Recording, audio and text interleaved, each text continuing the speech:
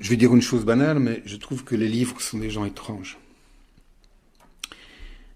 On peut en faire l'expérience de mille façons, en les lisant, en les regardant fermés sur une table, avec le clignotement et le chuchotement de leur seul titre, ou aussi parfois en voulant faire cette chose insensée, les ranger, leur imposer un ordre.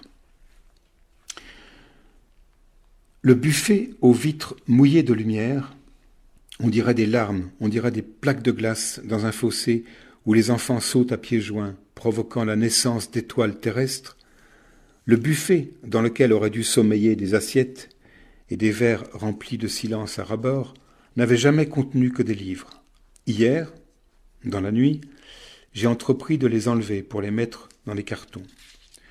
Une bibliothèque, et ce buffet dénaturé en était une, est un poumon artificiel aux alvéoles noires et blanches, un arbre fruitier qui s'acclimate aux insomnies de ses propriétaires.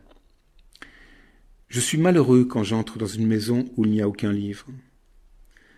Malheureux n'est pas tout à fait le mot d'ailleurs. J'ai vu à Saint-Germain-des-Prés, sur un orgue de Barbarie, un chat lapidé par la pluie. Attaché par une chaîne à cet enfer de bois et de musique trouée, il écarquillait des yeux qui cherchaient la sortie. Là où aucun livre ne pousse, je me sens comme ce chat. La nuit s'habillait en mariée, le silence avait des chatoiements prestigieux.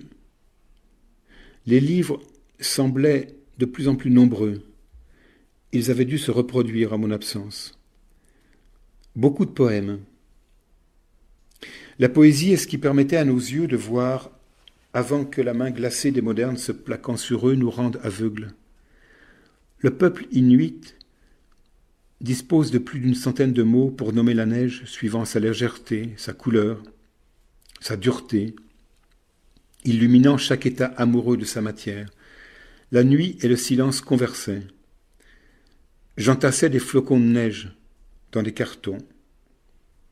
Dehors, dans la forêt, un chat sauvage dormait que je nourrissais chaque soir avec les restes des repas. Nous ne serons jamais assez sauvages, n'est-ce pas? Celui-ci l'était tellement, je ne l'ai vu qu'une seule fois, qu'il semblait porter des lunettes noires pour être sûr de ne pas être reconnu.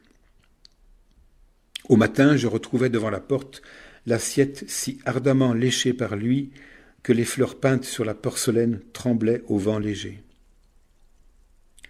Nourrir est un royaume. Les poèmes sont des nourritures offertes aux vivants pour que le voyage sur terre en soit allégé. La nuit se creusait, le buffet n'était pas encore vide, et les livres erraient partout sur le tapis, sur le piano, sur la table. Très peu au fond dans les cartons. Le désordre n'avait jamais été aussi grand. Le silence respirait. J'étais au paradis, j'ai lu ce fragment du journal de Kafka au 18 octobre 1921. Il est parfaitement concevable que la splendeur de la vie se tienne prête à côté de chaque être et toujours dans sa plénitude, mais qu'elle soit voilée, enfouie dans les profondeurs invisibles, lointaines. Elle est pourtant là, ni hostile, ni malveillante, ni sourde. Qu'on l'invoque par le mot juste, par son nom juste, et elle vient.